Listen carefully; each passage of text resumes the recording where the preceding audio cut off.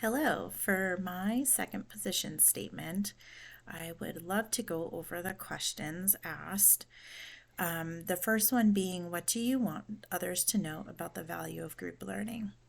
I think one of the biggest things that I've been thinking about in education before COVID, during COVID, and after COVID has been the power of social learning and the power of group learning and all of the beauty that can come with learning together. And so, group learning specifically is, for me, a part of this and something that I think is incredibly valuable and also needed. I think we saw some of the sadness and the unfortunate pieces of COVID where kids were isolated, learning remotely, and unable to interact with peers and not being able to be heard, have the opportunity to figure out disagreements. I think that piece in general is one of the biggest things that I think is important from group learning is how to navigate disagreements and collaborate together. I also think there's a piece for more introverted students to be heard. And sometimes when we're in a larger group, it's really difficult for them to feel heard or be able to voice their opinions. And I think in a smaller group setting, you offer that to them while still working with peers. I want to use one of the propositions found in, Making Learning Visible from from page 247. We learn children as individual and group learners, collaboration. Sorry, I think I'm mixing this up with the title of the article, the chapters. But how collaboration strategies are an integral part of the group learning process and can determine the quality of learning. And I think what I just shared goes along with this statement so well that collaboration is such a big piece of this group learning.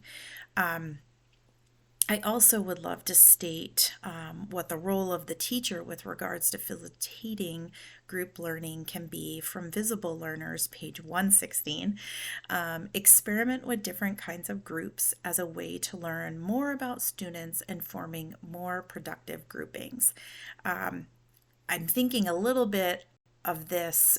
I have older children in fourth and seventh grade. And so I think about them forming groups and I'm like, oh, sometimes their groupings don't always work out. And they're figuring out that while they want to be with their friends don't always produce in a group setting the way that they would like them to or hope. And I think that's valuable to see the differences that we all have, even as friends, and work together in a learning environment, and how we can be productive together when things aren't necessarily going the way that we had wanted. And I think teachers allowing that openness and that facilitation with allowing kids to pick their groups can be actually quite important. I also love this question: what approach should schools take to support group learning? So, in addition to teachers, from the Visible Learners, page 116, also we read involving students in the formation of small groups can increase their commitment to the work and the group. And I think that's actually really, really valuable for them to have ownership over their group learning, for them to know that they were an integral piece of figuring out the grouping from the early stages, I think is really valuable as well. And I think schools can do this, whether it's the classroom teacher or just having that value viewpoint of group learning as a school entity, a whole entity. So the two References that the three references, but the two resources I use were Making Learning Visible, Children as Individual and Group Learners, Project Zero, Reggio Children, I might not pronounce this correctly, Mara Krzyzewski, on page 247, and then Visible Learners, chapter 11, I'm guessing volume 3, page 116, and I wasn't able to find an author for that, so apologies. Thank you for listening. Sorry it's a little over. Thanks, Erin.